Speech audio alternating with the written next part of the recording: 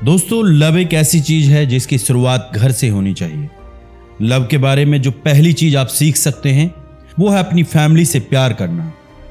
मेरे हिसाब से लव का मतलब है सैम और ग्रेस, जो मेरे मम्मी डैडी हैं और जो मुझे 50 साल से भी ज्यादा प्यार करते रहे। अगर ये लोग मुझे इतना प्यार नहीं देते तो शायद मैं ये बुक लिखने के बजाय अभी तक प्यार ही ढूंढ रहा होता। मेरे लिए घर का मतलब कैरोलिन भी है, जिसके साथ मेरी शादी हुए 40 साल से भी ज्यादा वक्त हो गया है। लोग डिफरेंट लैंग्वेजेस में बात करते हैं, मगर लव की लैंग्वेज और फीलिंग्स को एक्सप्रेस करने का तरीका पूरी दुनिया में एक ही है। अपनी शादी के इतने सालों बाद मैंने ये रियलाइज किया कि लव की 5 इमोशनल लैंग्वेजेस होती हैं। इन 5 लैंग्वेजेस को यूज करके हर कोई अपने लव और इमोशन का इजहार कर सकता है। मैं यकीन से कह सकता हूं कि अगर आप अपनी स्पाउस की प्राइमरी लैंग्वेज को समझकर उसे बोलना सीख गए तो एक लॉन्ग लास्टिंग और प्यार भरी मैरिड लाइफ के सीक्रेट की चाबी आपके हाथ लग जाएगी। दोस्तों, शुरू करते हैं इस किताब का पहला चैप्टर, शादी के बाद प्यार का क्या होता है। एक बार मैं एक आदमी से मिला जिसने मुझसे मेरे प्रोफेशन के बारे में पूछा। जब उसे पता चला कि मैं एक मैरिज काउंसलर हूं और मैरिज एनरिचमेंट सेमिनार्स लीड करता हूं, तो उस आदमी ने सवाल किया, शादी के बाद प्यार का क्या होता है। उस आदमी की 3 शादियां हो चुकी थी। उसकी पहली शादी 10 साल टिकी, दूसरी शादी 3 साल और तीसरी शादी 6 साल तक। अब अपनी 3 शादियों के फेल होने के बाद वो हैरान है कि आखिर शादी के बाद प्यार कहां चला जाता है। उसकी पहली शादी 3-4 साल तक अच्छी चली, फिर उनका बेबी हो गया। बेबी के आने के बाद उसकी लाइफ का सारा अटेंशन उनके न्यूबॉर्न बेबी की ओर चला गया। पति को लगने लगा कि जैसे घर में उसकी कोई इंपॉर्टेंस नहीं है। जब उसने ये बात अपनी वाइफ को बोली तो उसने कहा कि 24 घंटे नर्स बनकर बेबी की देखभाल करना कोई मजाक नहीं है, बल्कि उसे भी इस काम में उसकी हेल्प करनी चाहिए। अपनी वाइफ की ये बात सुनकर उसे और भी बुरा लगा और उनके बीच दूरी बढ़ती चली गई। दोनों एक दूसरे को समझ ही नहीं पा रहे थे, जिसकी वजह से उनके बीच प्यार जैसी कोई चीज नहीं रही। फिर एक दिन दोनों इस बात के लिए एग्री हो गए कि उन्हें डिवोर्स ले लेना चाहिए और इस तरह से उनकी शादी टूट गई। उसकी दूसरी शादी शुरुआत से ही अच्छी नहीं थी। सिर्फ 6 मंथ्स की डेटिंग के बाद दोनों ने शादी कर ली। उन्हें अपने हनीमून पे इतना बुरा एक्सपीरियंस हुआ कि वे कभी इस बात को भूल ही नहीं पाए। शादी से पहले ये एक वर्ल्डविंड रोमांस था और शादी के बाद असली जंग शुरू हुई। फिर जल्दी ही ये दूसरी शादी भी नहीं टिकी और उस आदमी का एक बार फिर से डिवोर्स हो गया। फिर 3 साल बाद वो और एक लड़की से मिला जिससे उसने 2 साल डेटिंग के बाद शादी कर ली। इस लड़की के साथ शादी करने से पहले उनके रिश्ते बड़े अच्छे थे। इस लड़की के जितना पॉजिटिव पर्सन उसे आज तक नहीं मिला था, मगर शादी के कुछ मंथ्स के बाद ही वो छोटी छोटी बात पर कंप्लेंट करने लगी, जैसे तुमने कूड़ा बाहर क्यों नहीं रखा या कपड़े सुखाने क्यों नहीं डाले। फिर कुछ दिन बाद उसने उस आदमी के कैरेक्टर पर सवाल उठाना शुरू कर दिया। वो उसे कहती थी कि मैं तुम पर ट्रस्ट नहीं कर सकती, तुम्हारा बाहर अफेयर चल रहा है। उसकी शिकायतें रोज रोज बढ़ती जा रही थीं और वो नेगेटिव बिहेव करने लगी थी। उनके मैरिड लाइफ में कुछ भी ठीक नहीं था और फिर एक दिन उस आदमी ने अपनी 3rd वाइफ को भी छोड़ने का मन बना लिया। उसके दिल में उस लड़की के लिए प्यार खत्म हो चुका था और इस तरह तीसरी बार उसका डिवोर्स हो गया। ऐसे हजारों लोग हैं जो शादी करने के बाद डिवोर्स लेते हैं। ज्यादातर शादियां इसलिए नहीं टूटती कि उसे बचाने के लिए कोई सिंसियर एफर्ट नहीं हुआ, बल्कि इसलिए क्योंकि लव को रॉन्ग वे में एक्सप्रेस किया गया। फिर वे अपने फ्रेंड्स, थेरेपिस्ट और काउंसलर्स से वजह पूछते रहते हैं कि आखिर ऐसा क्यों हुआ। इस सवाल का सीधा जवाब यह है, मैरिड लाइफ में एक रोमांटिक लव की डिजायर होना ह्यूमन साइकोलॉजी मेकअप है। इसलिए आपको अपने पार्टनर को अटेंशन देने की जरूरत है और आपको उसकी प्राइमरी लव लैंग्वेज सीखनी पड़ेगी। हर इंसान की एक डिफरेंट लव लैंग्वेज होती है, इसलिए आपको अपनी और अपनी पार्टनर की लव लैंग्वेज आइडेंटिफाई करनी होगी, जिससे आप एक long lasting happy married life का मजा ले सकें।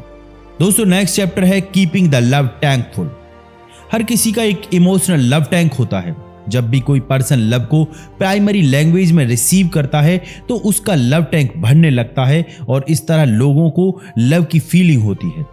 और जब हमें लव अपनी प्राइमरी लैंग्वेज में नहीं मिलता तो ये टैंक खाली हो जाता है और हमें फील होता है कि हमारी लाइफ में लव की कितनी कमी है। जब ये टैंक्स खाली होने लगते हैं तभी रिलेशनशिप में इश्यूज आते हैं। इंसान जब प्यार में पड़ता है तो उसे लगता है कि ये रिलेशन अब हमेशा के लिए है। फिर कुछ टाइम बाद, जैसे कि 2 साल बाद, हर रिलेशनशिप में ये इश्यूज आने लगते हैं। अगर आप चाहते हैं कि आपका रिलेशन लॉन्ग लास्टिंग रहे तो आपको अपने स्पाउस की प्राइमरी लैंग्वेज सीखनी पड़ेगी। अगर उनका लव टैंक फुल है तभी वो आपको भी भरपूर प्यार दे पाएंगे। दोस्तों, चैप्टर 3 है फीलिंग इन लव। ये चैप्टर थोड़ा पैसिमिस्टिक है और उदास करने वाला भी। मैं आपको इस चैप्टर में किसी के प्यार में पड़ने का एग्जैक्ट प्रोसेस बताऊंगा, क्योंकि आपको फॉलिंग इन लव का प्रोसेस बताते हुए मैं रियलिस्टिक रहना चाहता हूं। हो सकता है ये आपको कुछ पैसिमिस्टिक लगे। इस पर्सपेक्टिव का मतलब समझ में आता है, क्योंकि ऐसे बहुत से कपल हैं जो प्यार में पड़ते हैं, शादी करते हैं, फिर लास्ट में सेपरेट हो जाते हैं। ये दुख की बात है, मगर सच है कि हमारे कल्चर में आजकल डिवोर्स बहुत कॉमन हो गए हैं। दोस्तों, मैंने देखा है कि 2 साल के इनिशियल लव फेज के बाद लोग पार्टनर के नेचर का दूसरा साइड देखना शुरू कर देते हैं, जो उन्होंने पहले कभी नहीं देखा होता, और उन्हें यह सोचकर ज्यादा पेन होता है, हर्ट होता है कि वे प्यार में कितने अंधे थे। प्यार का नशा जब उतरता है तो कड़वी रियलिटी नजर आती है, जो उन्हें और भी रूड बना देती है। फिर उनके रिश्ते में छोटा सा रीजन भी, जैसे सिंक में बाल मिलना, तकरार की वजह बन जाता है, और लोगों के सामने उन्हें झूठ मूठ खुश होने का दिखावा करना पड़ता है। मैं आपको इस बात का एक सॉल्यूशन दे सकता हूं। फॉलिंग इन लव हर किसी के साथ होता है। अगर हर कपल को ये रियलाइज है कि अपनी किसी एक्टिव चॉइस की वजह से एक दूसरे से जुड़े हुए हैं, तो फिर वे किसी एक दूसरे को प्यार करना भी सीख सकते हैं। फैक्ट तो ये है कि हर रिलेशनशिप डिफरेंट है, और इस चैप्टर का मेन फोकस ये समझाना है कि फॉलिंग इन लव तो इजी है, मगर स्टेइंग इन लव मुश्किल काम है। दरअसल ये बिल्कुल अलग टास्क है। आपको प्यार के रास्ते में 1000 मुश्किलें मिलेंगी, कई चैलेंजेस आपके सामने आएंगे, मगर आपको गिव अप नहीं करना है। हर हाल में अपने प्यार के लिए लड़ना होगा, और बेस्ट पार्ट है कि जब आप साथ मिलकर इन हर्डल और ऑब्स्टिकल से बाहर आएंगे तो आपका रिलेशन और भी स्ट्रॉन्गर हो जाएगा। दोस्तों, नेक्स्ट चैप्टर में पहली लव लैंग्वेज के बारे में बात किया है, जिसका नाम है वर्ड्स ऑफ एफर्मेशन। मेरे हिसाब से आपके पार्टनर के एक्सप्रेसिवली दिल खोलकर आपकी तारीफ करने से आपको हद से ज्यादा खुशी मिलती है और आप पैम्पर्ड फील करते हैं। तो आपको भी अपने पार्टनर को अप्रिशिएट करना चाहिए, उन्हें प्यार के बदले प्यार देना चाहिए। यह आपके पार्टनर की लव लैंग्वेज है। इसे समझें और इसी के हिसाब से अपने रिश्ते में आगे बढ़ें।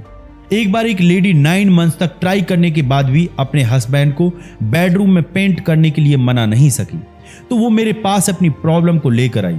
मैंने उसे एडवाइस दिया कि आपका हस्बैंड जो कुछ करे उसे हर छोटी बड़ी बात के लिए कॉम्प्लीमेंट दो और फिर देखो कमाल। उस लेडी ने ठीक वैसा ही किया और जादू चल गया। उसके हस्बैंड ने खुशी खुशी उनका बेडरूम पेंट कर दिया। जरूरी नहीं है कि हर बार एक्शन वर्ड से लाउडर ही हो। वर्ड्स ऑफ अफर्मेशन किसी का भी कॉन्फिडेंस बढ़ा सकते हैं। अगर आपकी प्राइमरी लैंग्वेज ये है तो इसका मतलब है कि जब कोई आपको रियल कॉम्प्लीमेंट दे आप उससे कहें I love you.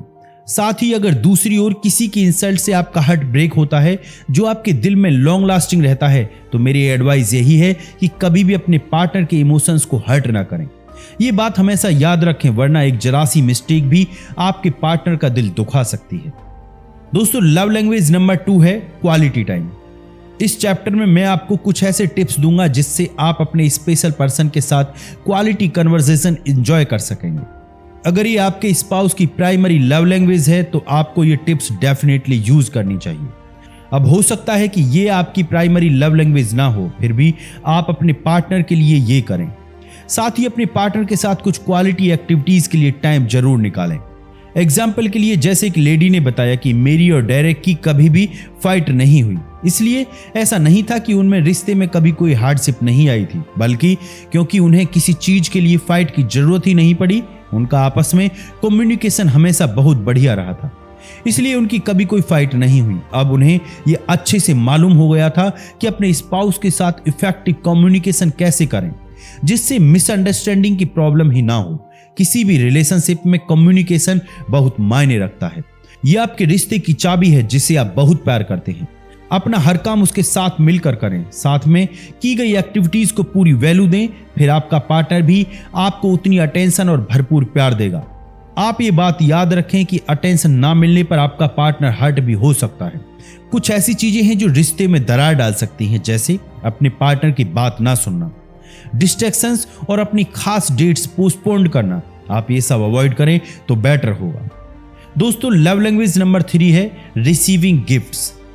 Gifts actually love का विजुअल सिंबल होते हैं। वो इंसान जिसकी प्राइमरी लव लैंग्वेज गिफ्ट्स लेना होती है, उन्हें अपने पार्टनर से गिफ्ट्स लेने में बहुत खुशी होती है। गिफ्ट का मतलब सिर्फ एक्सपेंसिव भी चीज नहीं है। गिफ्ट वो होता है जो दिल से दिया जाए और उसमें देने वाले की सच्ची फीलिंग हो। फिर चाहे ये छोटा सा ही क्यों ना हो, लेकिन आपके पार्टनर को खुशी दे सकता है अगर आपने उसे दिल से दिया है। आपका पार्टनर इसके पीछे आपका प्यार और इंटेंशन देखेगा। कभी कभी गिफ्ट देने से आपको अपने पार्टनर की एप्रिसिएशन भी मिलती है। और जैसा कि हमने पहले कहा, अगर ये आपके पार्टनर की प्राइमरी लव लैंग्वेज है तो अपने पार्टनर को गिफ्ट देकर खुश करते रहिए। पहले उनकी पसंद की चीजों की एक लिस्ट बनाएं, फिर डिसाइड करें कि आपको कैसा गिफ्ट देना चाहिए। दोस्तों, लव लैंग्वेज नंबर 4 है acts of service. Acts of service का कॉन्सेप्ट लैंग्वेज ऑफ लव का एक बेहद जरूरी पार्ट है। लोगों की फीलिंग ऑफ नेसेसिटी के बजाय लव और कंपैशन के साथ एक्ट्स ऑफ सर्विस पर एफर्ट करना चाहिए। किसी भी मैरिड लाइफ की ये एक बहुत डेलिकेट लैंग्वेज होती है और अगर इसे कंपैशन के साथ केयरफुली एग्जीक्यूट किया जाए तो कोई भी मैरिड कपल कंप्लीट हार्मोनी के साथ खुश रह सकता है। अगर आपने लव चूज किया है तो इसे कुछ ऐसे एक्सप्रेस करें कि आपका स्पाउस उस लव को फील कर पाए और तब ये एक्ट इमोशनली इफेक्टिव होगा। ये एक्ट किसी गिल्ट, फियर या रेजिमेंट की वजह से नहीं होना चाहिए। अगर इन वजह से आप ये कर रहे हैं तो इसका कोई फायदा नहीं है। जैसे अब मैं आपको जिम की स्टोरी का एग्जाम्पल देता हूँ। जेनिस नाम की एक औरत थी। उसने अपनी ये स्टोरी मेरे साथ शेयर की। उसने बताया कि 20 साल तक वो अपने हस्बैंड की सेवा करती रही, मगर उसके पति ने हमेशा उसे डोरमैट की तरह ट्रीट किया। वो उसे इग्नोर करता था और मिसट्रीट भी करता था। उसे अपने फ्रेंड्स और फैमिली के सामने ह्यूमिलेट किया करता था। उसे फिर भी अपने पति से हमदर्दी थी। उसने कभी भी अपने हस्बैंड का बुरा नहीं चाहा, मगर लास्ट में वो इतनी तंग आ चुकी थी कि अब उसके साथ रहना नहीं चाहती थी। उस औरत ने एक्ट ऑफ सर्विस पूरे 20 सालों तक की, मगर उसे एक्सप्रेशन ऑफ लव नहीं था। वो एक्ट ऑफ गिल्ट, रेजिमेंट और फियर की वजह से किया गया था।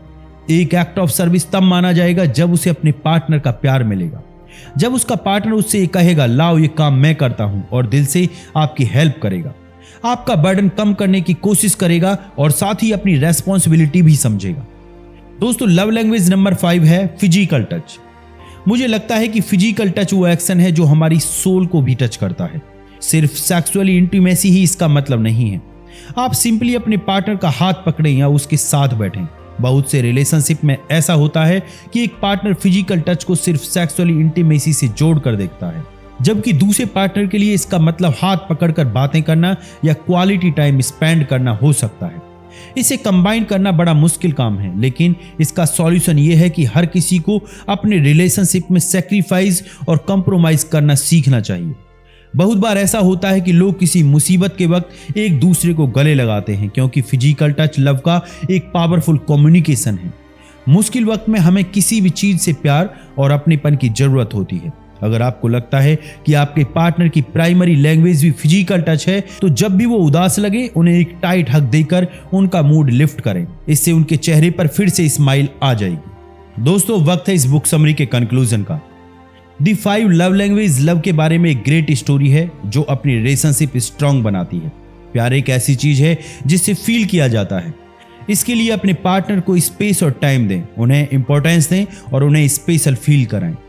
दोस्तों, हर एक को चाहिए कि वो अपने लाइफ पार्टनर को वैल्यू दें और अपने रिश्ते में एक एफर्ट्स डालें।